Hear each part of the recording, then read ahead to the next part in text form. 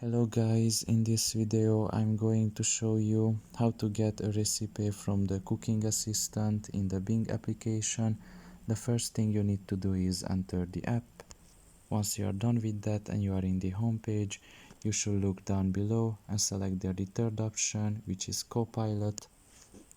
Once you are here, you should look at the top of your left corner and there you will see three lines. Press on it.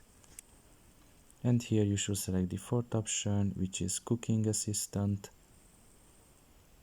And here you can just write in anything in the search bar down below, or you can just select a pre-written topic like let's say fresh salad dressings ideas. You can just select it, and the cooking assistant will basically describe every detail about it. You can see basically the concrete recipe here and the steps to do it.